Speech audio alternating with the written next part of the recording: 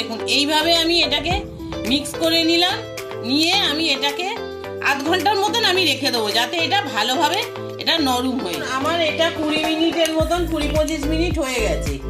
ওটসটাও মোটামুটি হয়ে গেছে, নরম হয়ে গেছে। এবারে আমি এইগুলো সব মিক্সিতে দিয়ে পেস্ট করে নেব। এই পেস্টটা তৈরি হয়ে গেছে। এইবারে আমি এইগুলোকে আমার এই আইসক্রিম মোল্ড আছে, আইসক্রিম মোল্ডের মধ্যে আমি ভরে দেবো। আমার আইসক্রিমগুলো এর মধ্যে দিয়ে দিয়েছি, কিছুটা বাটিতে দিয়েছি, দিয়ে প্লাস্টিক ঢাকা দিয়ে দিয়েছি, আর আইসক্রিম মোল্ডে দিয়েছি। এইগুলো আমি দিয়ে দেবো। এগুলো 8 থেকে 10 ঘন্টা থাকবে, তারপরে আপনাদের বের করে দেওয়া। শুভ সকাল বন্ধুরা, আজকে আমি আপনাদের দেখাচ্ছি ঘরোয়া উপায় ওটস দিয়ে আইসক্রিম তৈরি করা। এর মধ্যে না থাকবে কোনো চিনি, না থাকবে কোনো ক্রিম।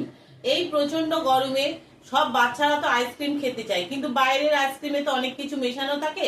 তাই আমি ভাবলাম ঘরে তৈরি একটা আইসক্রিম দেখাই, যাতে আমার ঘরেও যা অবস্থা আপনাদের ঘরেও একই অবস্থা, অন্যথা তো কিছু নয়। তাই ঘরে তৈরি আইসক্রিম দিয়ে যদি আপনাদের কিছু আপনার কিছু উপকার হয়, সেই জন্য আমি দেখাচ্ছি। আচ্ছা দেখুন, এর জন্য আমি নিয়েছি ওটস। আমি এই যে কাপটা, এই কাপের মাপের 1 কাপ আর সামান্য ওই 4 ভাগের 1 ভাগ আমি ওটস নিয়েছি। এছাড়া নিয়েছি একটু ক্যাডবেরি। এই ক্যাডবেরিটাকে আমি এর ভেতরে আমি দিয়ে দিচ্ছি। এছাড়া লাগবে মিষ্টির জন্য আমি খেজুর, আর লাগবে কলা। দেখুন আমি সব এর মধ্যে দিয়ে দিলাম।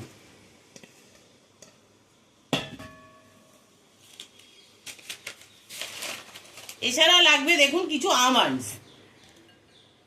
আমন্ডসটাকেও আমি দিয়ে দিলাম।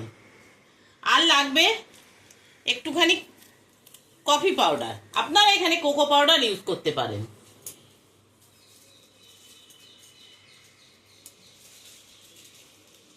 এছাড়া লাগবে একটু কাজু, আর লাগবে একটু চীনা বাদাম। আমি সব উপকরণগুলো একসঙ্গে দিয়ে দিলাম।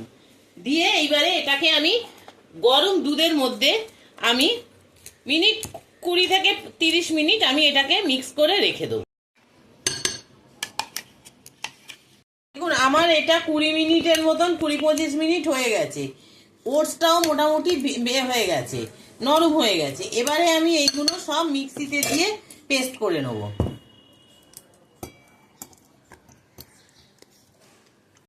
দেখুন আমার আইসক্রিমটা হয়ে গেছে। আমি এবারে আইসক্রিমটা একটুখানি কেটে নিচ্ছি। দেখুন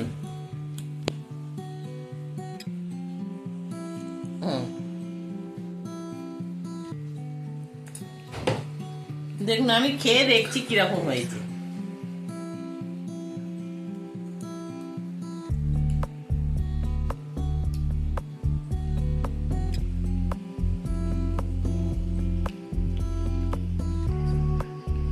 ভালোই হয়েছে খেতে।